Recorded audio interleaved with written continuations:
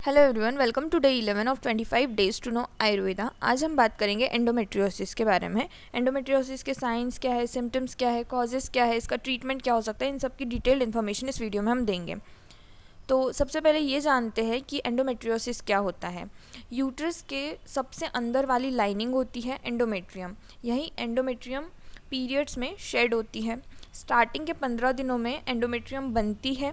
14 दिनों तक endometrium mature होती है और फर्टिलाइजेशन ना होने पर ये शेड हो जाती है।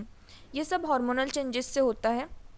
यही लाइनिंग अगर बाकी पेल्विक ऑर्गन्स, मतलब जो एंडोमेट्रियम की लाइनिंग है जो बन रही है, वो अगर बाकी पेल्विक ऑर्गन जैसे कि फेलोपियन ट्यूब, हमारी ओवरीज या फिर यूट्रस के ऊपर ग्रो करने लगे, यूट्रस के अंदर ग्रो करती है, अगर ये यूट्रस के ऊपर ग्रो करने लगे तो इन पार्ट से यह शेड नहीं हो पाती है, जिससे सिस्ट जैसा फॉर्मुलेशन वहाँ पे हो जाता है, सिस्ट जैसी कंडीशन बन जाती है। सिंपली अगर बोला जाए तो एंडोमेट्रियोसिस एक ऐसी कंडीशन है जिसमें एंडोमेट्रियम एक जगह पे डिपॉजिट हो जाती है और सिस्ट का फॉर्मुलेशन ओवरीज में मोस्टली ये सिस्ट का फॉर्मेशन करती है। अब साइंस क्या है एंडोमेट्रियोसिस के, तो सबसे पहला है एक्सक्रूशिएटिंग क्रैम्प, पहले और बाद में पीरियड्स के।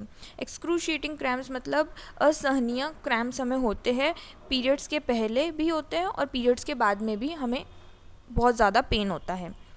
पेनफुल बॉवल इवैक्यूएशन, जब हम स्टूल पास करते हैं या हमारे बॉवल मूवमेंट्स होते हैं उसमें भी बहुत ज़्यादा पेन फीमेल को होता है। पेन ड्यूरिंग इंटरकोर्स, इंटरकोर्स के दौरान भी पेन एंडोमेट्रियोसिस का साइन है। फीवर आता है with chills during periods, fever with chills endometriosis का एक साइन है। और मिड साइकिल में स्पॉटिंग हमें होती है, मतलब हमारी मिड साइकिल में भी हमें स्पॉट्स या ब्लड देखने को मिलता है। अब देखते हैं कि एंडोमेट्रियोसिस के क्या कॉजेज़ हो सकते हैं। तो एंडोमेट्रियोसिस सिंपली हमने देखा था कि अगर एंडोमेट्रियम बाहर किसी अदर ऑर्गन, पेल्विक ऑर्गन पे डिपॉजिट हो जाती है तो एंडोमेट्रियोसिस फीमेल में डेवलप होने लग जाता है। लेकिन इसके अलावा अगर ये जेनेटिक भी होता है, मतलब अगर आपकी फैमिली हिस्ट्री है तो एंडोमेट्रियोसिस जेनेटिक होता है। अगर आपका इम्यून सिस्टम वीक है तो भी ये लेयर प्रॉपर शेड नहीं हो पाएगी, जिसके कारण भी एंडोमेट्रियोसिस होता है। साइंस, सिम्टम्स, कॉजेस जो हमने सारे देखे एंडोमेट्रियोसिस के, अब देखते हैं कि इसका ट्रीटमेंट कैसे किया जा सकता है। तो ट्रीटमेंट सबसे पहले या ड्रग्स या इंजेक्शंस आप यूज़ कर सकते हैं इसके लिए, या फिर सिंपली सर्जरी से एंडोमेट्रियोसिस जो डिपॉजिटेड पार्ट्स हैं उनको निकाला जा सकता है। ये केमिकल ट्रीटमेंट हो गया या एलोपैथिक ट्रीटमेंट। अब बात करते हैं आयुर्वेदा पॉइंट ऑफ व्यू से हम एंडोमेट्रियोसिस को कैसे ट्रीट कर सकते हैं, क्या क्या हर्ब्स, क्या क्या एक्सरसाइजेस हम कर सकते हैं जिससे हम एंडोमेट्रियोसिस को ठीक कर सकें।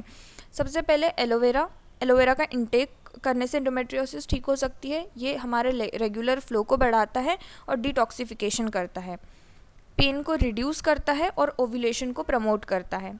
शतावरी भी एक हर्ब है जिससे एंडोमेट्रियोसिस को क्योर किया जा सकता है। ये एंडोमेट्रियोसिस के टिश्यू को बिल्ड होने से प्रिवेंट करता है। अश्वगंधा थायराइड हार्मोन को बैलेंस करता है। आंवला, त्रिफला चूर्ण अगर हम लेते हैं, या फिर टर्मरिक, इन सारे हर्ब्स को अगर हम लेते हैं, एक प्रॉपर डाइट हम फॉलो करते हैं, प्रॉपर रूटीन से हम एक्सरसाइज अगर करते हैं तो एंडोमेट्रियोसिस को रिवर्स किया जा सकता है। होप कि ये वीडियो आपको हेल्पफुल लगी होगी।